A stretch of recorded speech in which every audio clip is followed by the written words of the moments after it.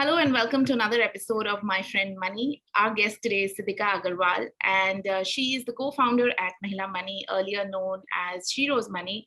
But we are here talking to her not just about what Mahila Money does, but also about her own journey from working in a corporate atmosphere into now the world of startups and how that has worked out for her. Hi, Siddhika. Hi, Lisa. Thank you for inviting me over. So this is going to be very interesting for us because at Money Puzzle we seek to reach out to young earners, and you are one yourself. So I'm hoping that a lot of our readers and viewers will relate to your journey, and will pick up some learnings from that. That would be amazing. I think the least, or rather the most that I would really want is even the small things that I've made as mistakes or the things that I've learned along my way. If I can share that with anyone and it could make a difference in anyone's lives, I think, that's a job well done. Great. So let's begin with where you are now, which is Mahila Money. So tell us a little bit about what Mahila Money is and what it is that you all are looking to achieve there. Yeah. So let me take a step back, Lisa. Mahila Money is our vision of creating a digital bank for women across the country, making sure that there is a bridge between a woman's aspirations, her emotional needs, her aspirational dreams, and financial services and information. So there is a bridge that's missing today, and that's the bridge that we want to create. Mahila Money is founded by Sairi Chahal, who is also the CEO founder for Shiro's. She has been building the women's internet for the last 7 years and successfully so. Today, Shiro stands at about 22 million women, and almost become like this network of women who don't only come onto the platform to find an identity, but also go beyond that and look for jobs, look for entrepreneurship opportunities, look to restart their career. So many different forms of taking care of their health, right? So whole bunch of things that Shiro's has been able to evolve over with a period of time. How does Mahila Money and the concept of Mahila Money really come about? Very interesting. In 2019, we did a tiny pilot at that time, of lending, and what we saw was something extremely interesting. When you look at the formal numbers of women in the workforce, what you notice is that the numbers are only falling, right? And we see that women are moving out of the labor force. Yeah. But what we are not accounting for is the woman living in middle India who is actually, making food and selling it from her home in her community. The woman who is baking, the woman who is making handicrafts and also selling those. The Yeah. woman who's doing a home tuition, right? There is a whole bunch of micro entrepreneurs across the country, across middle India, a lot of times even in your metro cities, but yet they're not a part of any formal financial data, and we're unknowingly or subconsciously almost not allowing or not including them in the financial system. Yeah. Yeah. That's the woman that Mahila Money is really hoping to serve, and hoping to really, serve well with love and care, and really bring into the financial ecosystem formally. That's what Mahila Money is about. So community is the primary pillar for us while we're building Mahila Money. And then obviously we have the entire gamut of banking services, whether it be opening your saving account, whether it be taking a loan. It could be a small ticket, short duration loan. It could be a business setup loan. It could be, expanding your business loan, or it could be insurance and investments. So that entire gamut of financial services is what we will provide as we move along. So it's a very interesting point you made about how all the new surveys that come up about women in the workforce are all showing a dip, right? But of course, what's really happening is that women are getting more innovative with how they are able to use their time, utilize their time, also earn. And I think if I hear you correctly, so Mahila Money is basically going to help these women who are out of the formal workforce, but yet they're doing their bit to get over the gap or the lack of access to a formal financial ecosystem in a sense. So that's what you're trying to bridge. Yes, absolutely. That is what we're trying to bridge. And eventually, hopefully, become a point of a point of reference for women across economic stratas. So what attracted you to this whole idea of financial inclusion for women? Honestly, money was always a part of the plan. It was a part of the entire ecosystem that, if you look at Shiro's core ethos, what is it about? It's about creating that entire internet ecosystem for a woman, right? It's built on four pillars. It's built on how do you allow a woman to find her identity and build it? How do you help her build her network, whether it's in the form of role models, whether it's in the form of just finding that buddy or their mentor, so how does she create her network? The third one was obviously her health. How do you allow her or her with her health, whether it's questions related to something as rarely spoken about as PCOD and PCOS, or sexual problems, or pregnancy complications. It went into that. And then the third one was always money. The fourth one was always money. Now, we started, and Shiro's did start off with opportunities to find career starting points, or new job opportunities, or connect you with people who could help you find a job. So that angle of taking charge of your own life and getting your kickstart in your career or expanding your business has always been a part of the Shiro's ecosystem. What Why Mahila Money is actually happening today as opposed to, let's say, 5 years down the line, two, three different things. COVID really accelerated the plans for this. Why did it accelerate it? COVID, unfortunately, for a lot of businesses, has had to help them downsize or downscale. For this particular segment, because so many more women started working from home, because there were so many more women who suddenly also felt the need to want to understand the finances, where they stand at, what happens in a case of emergency, not knowing what it even means to take charge of your own finance, right? That was point number one, just to make sure that, hey, they've probably started earning their money, or they're going towards that direction, but they have no idea what to do with that money. What does it even mean to manage my money, right? Like, that's a big question mark. So that was insight number one, which we got from our community. Insight number two, that now everyone else is also riding on the same wave in the fintech, in the entire fintech space, is a lot of changes in the regulatory framework, right? So regulation is trying to make financial inclusion a priority. 2035, the goals of the government themselves is to have more women as part of the formal financial ecosystem. Now, when you're looking at those changes, we're no more in the traditional world of India where women were, saving cash under mattresses or in chawal ka dabbas, where we've kind of moved forward. And, now women are sharing Paytm wallets and like UPI accounts with family members. So now it's just about taking that one step forward and saying, hey, you don't need to share your account anymore with someone. You create your own, and you can have charge of that same money you're using through someone else's account. Just do it on your own. So I think a combination of these factors really made us say that let's not wait till 2025. Let's do this now, and let's do this here. And clearly this is going to be exclusively for women. Yes, it is. It is.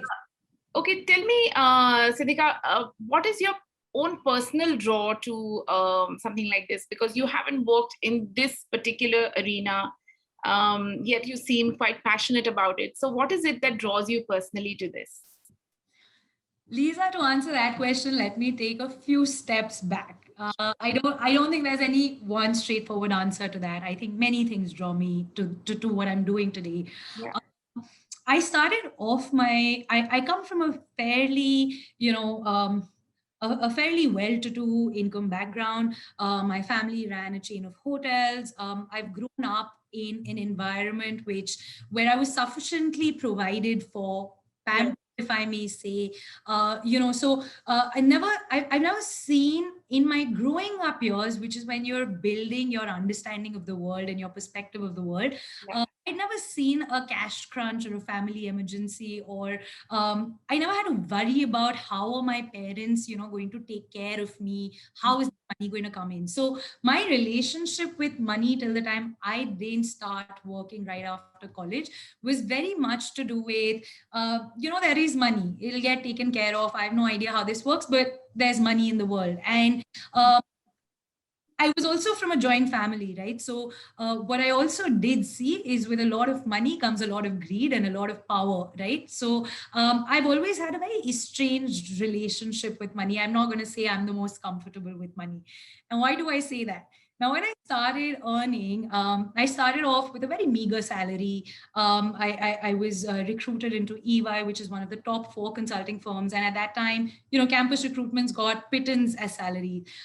So for me, I would live paycheck to paycheck and use that as my pocket money, as opposed to really using that to save, or for even any kind of future saving. I was like, this is hardly any money for me to spend on myself. So what happened is, for the first 2 years of me earning money, I actually never saved that money. I only always spent it. It's when my salary increased a little, when I left EY and I joined a new job, I had enough money not just to spend on myself, but also, to really go ahead and save. Still, I did not start saving, but I did make an attempt. So I went to a bank and I said, hey, open my demat account. I do want to put money in every month, even if it's a small amount. Let me put it on the side. I'll start saving for my future. When I called that bank up and I did sign those demat papers, firstly, there were like some 20, 30 papers. And at that time, you didn't have fancy Zerodha kind of platforms. You actually had the representative come to your house and sign the papers. So that happened. Got very scared, overwhelmed with those 20 pages that I had to sign. I was like, I don't even know what I'm reading. And then once the process got over, Lisa, I will never forget. I was given a account manager, and the account manager, I thought, was supposed to help me pick the funds, the right kind of investment instruments. That person confused me so much that for the next 3 years, I was so scared to make a decision. And I was so overwhelmed by the choices of investment instruments out there. I didn't take that first step. So while I'd taken the first step of creating the demat account, I actually never landed up making savings. Instead, I made a bigger blunder. I went ahead and I spent on my credit card, which I got with my new salary account. And I spent so much money that for the next 1 year, I never paid my credit card on time, my bill on time, which meant that I actually accumulated a lot more to pay than what I spent. It was at that time, this is almost like 5 years into me working, that I realized I have a bad relationship with money. I need help. I need someone to sit me down and tell me how can I manage my expenses, right? It took me about 6 months. I cleared my credit card bills, started started my SIP, started with something really basic. And I was like, I need to get this on track. Otherwise, I'm always going to live paycheck to paycheck and in debt. That's what really, then fast forward to Mahila Money and my career till here. I've always wanted to do something where there's real value, right? And the fintech space is so large today. Look at what kind of innovations are coming out of this space in India, and India is a forerunner when it comes to the world in terms of finances and banking, right? We just want to be that forerunner for women as well, because this issue that we're seeing in India is not an India problem alone. You can pick up any developing country across the world and they face the same problem. So if we can do it here, we would want to do this everywhere across the world. Yeah. But tell me, when you were moving from corporate to something like this, to the world of startups, was the money a consideration? Because when you're with an organization like a corporate, there is of course salary, and of course you'll have salary here also, but there is a certain comfort in knowing that you're part of this large settled organization, which has been in existence for many years, and there's a certain kind of implied stability that comes with that. Just the notion of being in a corporate like that, perhaps the job could be anything. Was any part of your decision led by this money, or were you afraid of maybe not having that stability? How did you feel when you were switching? Um, it's a very valid question. No, money, like, I think my journey has been so risky in terms of money, anyways. Hmm. Was I was not scared of taking that decision that, hey, will a startup mean instability? Will it mean I won't have that much cash? I also think because I started saving and because I went down that route of saying, hey, let me at least build my corpus for an Yeah. emergency day. I was more secure, and I knew that I had the bandwidth to be able to take this decision, right? Right. Had I still been living paycheck to paycheck, and had I still been in a situation where I had credit card debt, I may not have been able to make this decision.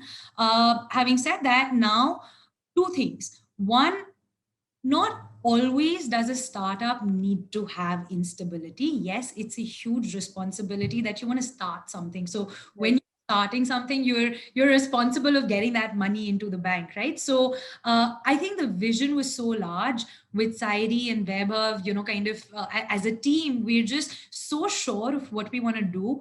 I don't think that instability really worried us at any point in time. Okay. That's nice. It's nice to know, probably comforting as well. Yeah. Um, okay, so after the unfortunate incident with the bank RM, Yeah. who helps you out with your money now? Uh, you'd be surprised, but my sisters help me out with my money. Like I said, I come from a joint family, and no surprises. This is a North Indian, joint family, very patriarchal in nature. We've all been brought up with, that one line that when you kind of get married, do whatever your husband tells you, and he'll kind of take care of you, right? I think that got ingrained in all of us sisters so much that we all rebelled in our own ways. And today, each one of them, when I look at them, and I'm the youngest in the family, when I look at all of them, they are super strong, independent women who've gone and made something for themselves out there.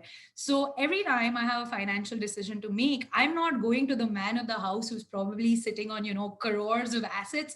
I'm going to a woman who is actually made something of herself by herself and saying, hey, where are you investing? Tell me and help me. So honestly, for me, it's always been my sisters. And I think they were the ones who sat me down, did an intervention and said, stop living paycheck to paycheck. And they're like, here, this is where we're investing. And, Lisa, that's the thing.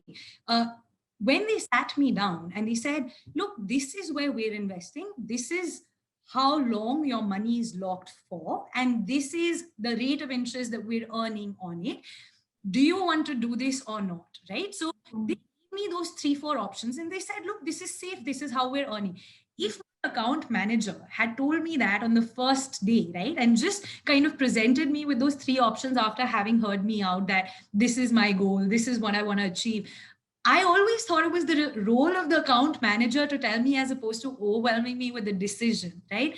That is what honestly scared me from making a decision then. But then when I sat down, my sisters explained it to me in a very simplified manner. It all made sense. And I was like, hey, all this means is, and I'm just taking notional values here.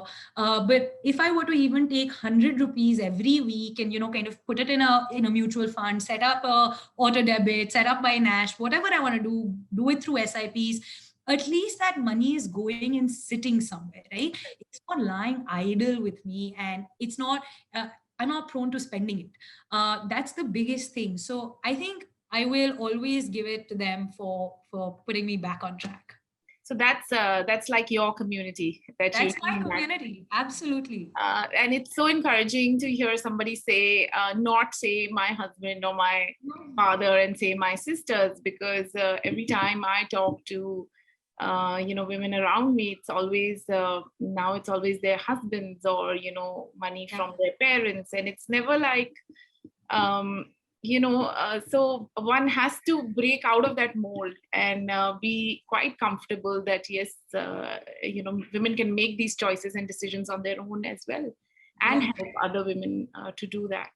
Yeah. um, So that's And Lisa, for that, I also think that we need to become comfortable to have these conversations. okay. So now tell me, of course, you mentioned your unfortunate incident with the credit card debt. And I firmly believe credit cards are not bad, but obviously you have to do it right. And hence, but is there any other kind of money mistake that you've made? This is a big enough one though, but is there anything else that comes to mind which you know, sort of managed to course correct? I think a couple of them. And I'm glad I made those mistakes early on because at least now, as I'm becoming older, I'm becoming slightly wiser, as I would like to say. But a couple of mistakes that I made early on, I uh, never thought about retirement. I think if I were to look at Gen Z, Gen Y, millennials, the group that I belong to, we've never looked at retirement as a real saving need. So I live paycheck to paycheck, like I said, and I think changing that attitude was important. So that's one, starting to save even little for a goal that maybe for the future, and I may not be able to see that come to fruition today. At least I know I wouldn't have been able to, for instance, take up this startup, right? Like, or take that plunge into doing this. So that's one. Saving, even if it's 10 rupees, 100 rupees, whatever you may be able to, but power of compounding, beautiful. Number two is obviously don't be scared of instruments like I was of a credit card. I treated it poorly, right? So today when I take a credit card, I'm not going to treat it poorly. It'll take me a little while to get over the shock that has come after dealing the payment for so long. But I know I'll be ready for a credit card again, and I know I won't repeat the same mistake, right? So Right. credit card was a huge mistake and a huge blunder. I think the third one is just in terms of, again, when I started earning, right, you have this entire tax saving kind of investments that you can do. So you're allowed to put park money into investments that will help you save tax. uh, at that time when I started earning and came into the tax bracket, I didn't have any idea of any of these financial instruments. So at that time, I just went to my grandfather and said, hey, can you tell your CA to do this for me now? Today I am bearing the brunt of that, and that's a mistake that I haven't been able to undo even till date. And I probably don't want to, because it's a mistake that is worth living through. He got me LIC plans which aren't plain term plans, right? So essentially, for the purpose of saying, hey, you're going to get some amount of investment returns 30 years later. Who knows if I'm going to live those 30 years later or not? Who knows if that money is going to come through?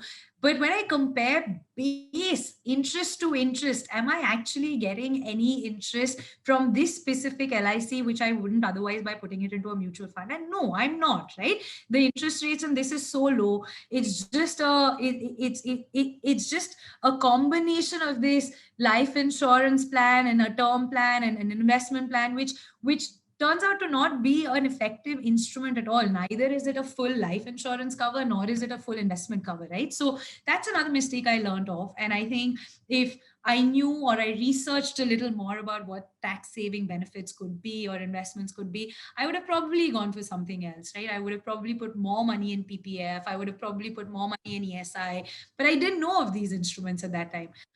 So that's another mistake that I think I would like to definitely own up to and take full responsibility. Sure.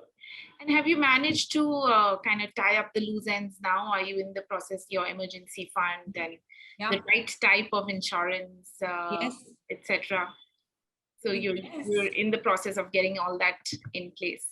Absolutely. So the first thing, and again, what my sisters told me, very important, and I've been telling, and we're trying to do this with Mahila Money as well. We've been talking to a lot of users, everyone, same thing that I learned through my journey. First step is whatever my expenses are as of date, at least build a corpus of that monthly expenditure into six, so that if there were an emergency or a rainy day, I have about 6 months of cash flow. What if what if this company doesn't work? What if I lose my job? What if, there's a family emergency and I need to support my, at least I have a corpus, right? So put that money on the side. And when I say put that money on the side, is, you know, initially I used to think, yeah, let it lie in my savings account. But guys, whoever is watching this, bad idea, don't just let it sit in your savings account. What my sisters made me do is, like I said, we chose a couple of mutual funds, and now every month money just goes in. I've also put money in fixed deposits, and I also really love flexible recurring deposits, because that's where you can be slightly flexible about the tenure. Even if you're not putting it monthly, you have the option of topping it up whenever you want to. ICICI does this really well. So those are a couple of instruments that have not only helped me build my emergency cash fund, but now I can think about goals, right? Like, do I want to save to educate myself more or upskill myself more? Do I want to save to be able to support my parents in their old age? These are constantly things that make me wonder, what do I want to save for? And these are the top few things I want to save for. Another thing that's really important that I did was get the right insurance. So not just life insurance, but also health insurance. I think it's really important that all of us have the right kind of health insurance. And that's something that I've got. It's also important to see what kind of health insurance. Lisa, for me, I've been a very ill person, so been very often frequenting hospitals, checking checkups with doctors, and most health insurance plans won't cover your OPD visits, right? No, no. I end up spending a lot more money on my OPD and my medicines than I do getting hospitalized. So for me, it was important to find that kind of cash cover, which covered my OPD expenses as well. So I didn't know the value of insurance till the time I actually took my own insurance. So these are the 2, 3 remedies that I did kind of implement through the Right. course of the last 4, 5 years. Yeah. So yeah, I mean, health insurance is really important. It's a little bit complicated because there are so many, But there are so many variables in that. But it's a good thing that you did your research and you found the policy that works for you, because obviously you need to cover.